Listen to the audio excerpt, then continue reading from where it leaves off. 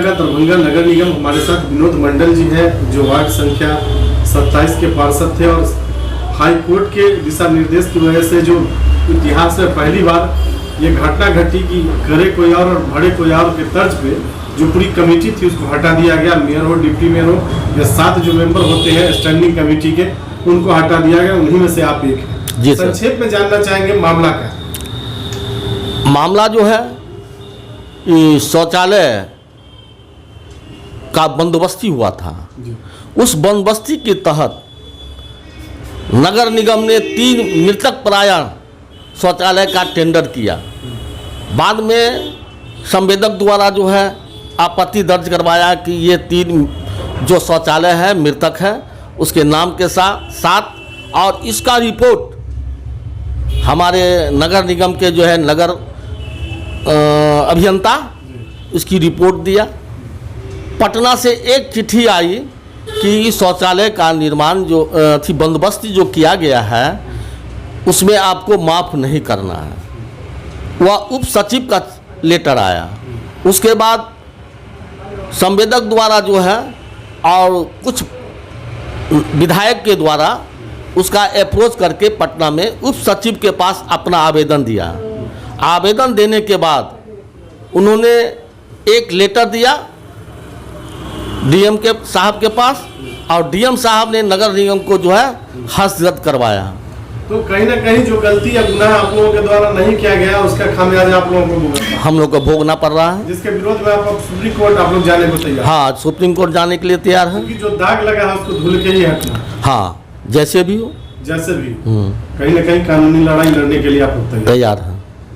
Ward संख्या 27 में सबसे गंभीर समस्या क्या मानते थे, जिसका समाधान 5 वर्षों में आपने प्राथमिकता के आधार पर किया? मैंने प्राथमिकता के आधार पर जिस जगह जल जमाव था उस रोड पे हमने ढलाई करवा दिया, नाला निर्माण कर दिया गया। अब पानी को सुचारू रूप से वार्ड से कैसे निकले उसकी मैंने व्यवस्था करवाया है। आपके 5 सालों के कार्यकाल में मुख्य रूप से कितने लोगों को पेंशन का लाभ मिला, शौचालय, आवास या फिर कम्युनिटी का? हमारे वार्ड में 25 को मैंने कबीर अंतोष्टि दिया है और दोनों समान घटक और जो अनुसूचित जाति के लोग थे, मृत्यु के बाद मैंने तुरंत उनको पैसा उपलब्ध कराया। उसके बाद उन्होंने दाह संस्कार किए। और जहाँ तक आवास निर्माण की बात है, राजीव आवास और प्रधानमंत्री आवास के तहत हमने 45 लोगों को मकान निर्माण कराने निःशुल्क, एक पैसा का इधर उधर नहीं।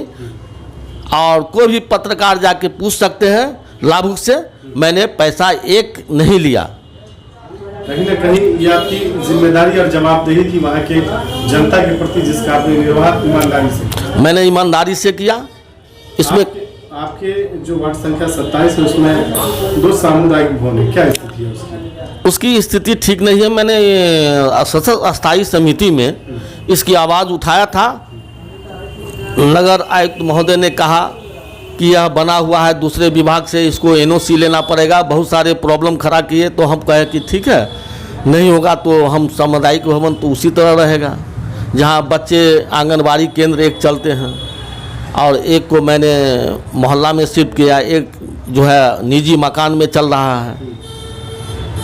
आपके वार्ड संख्या 27 में 2 जल वितरण के दुकानदार अनुशासन में रहते हैं। ये लोग अनुशासन में तो रहते हैं, न कहीं जो है उसको जो होता है उपभोक्ता को उसको रिसीट नहीं दे रहे हैं। इस पर मैंने आपत्ति जताया, एमओ से बात की कि रसीद मिलनी चाहिए, कितने लोगों का राशन दे रहा है वो और कितना केजी दे रहा है, लेकिन फिर भी उन्होंने घोटाला कर ही रहा है।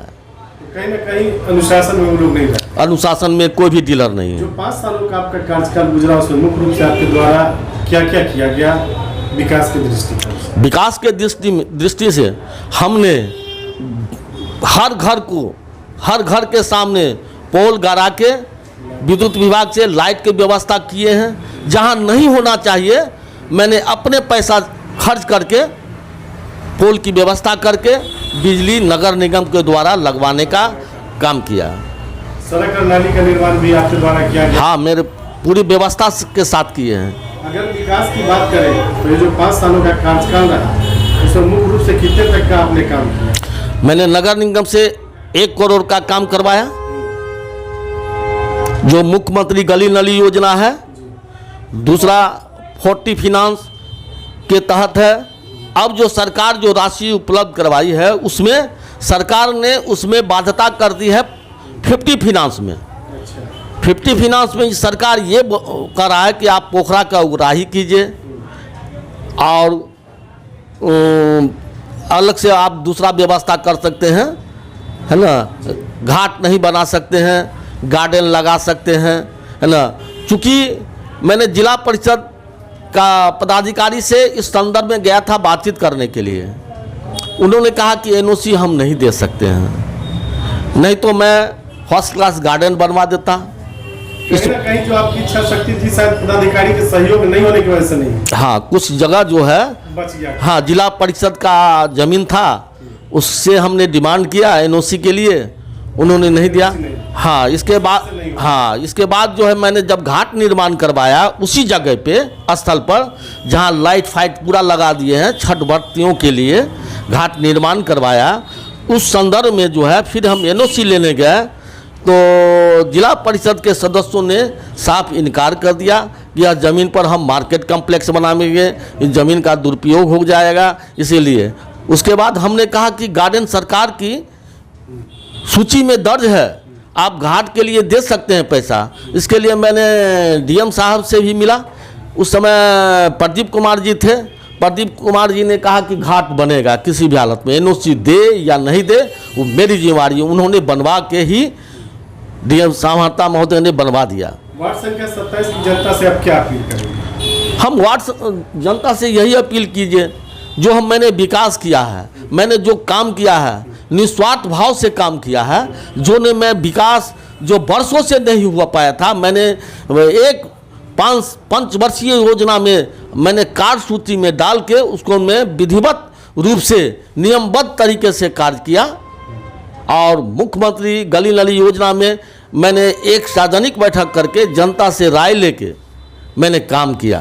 तो निश्चित तौर पे काम के बदले मजदूरी मिलनी चाहिए। एकदम निश्चित रूप से मैं आपकी मांग रहेगी कि आने वाले समय में फिर एक बार मौका मिलना चाहिए, मौका देना चाहिए जनता को। हम लोगों की सहयोग और शुभकामनाएं आपके साथ है। जनता आपको मौका देती है, आप पुनः पार्षद बनते हैं तो चुनाव जीतने के बाद आपकी पहली प्राथमिकता क्या? पहली प्राथमिकता रहेगी जिस गरीब को अभी तक कागज दाखिल खारिज नहीं हो पाया है उससे मिलके भाई में बंटवारा करवा के, मैं चाहूँगा अधिक से अधिक हमारे गांव मोहल्ले में अधिक लोग रिक्शा चालक है, मजदूर है, गरीब वर्ग के लोग हैं, उन लोगों के लिए मैं आवास योजना का मैं पुरजोर कोशिश करूंगा और साथ ही विकास में जो कुछ थोड़ा बहुत बच गया है उसको मैं पूरा करूंगा।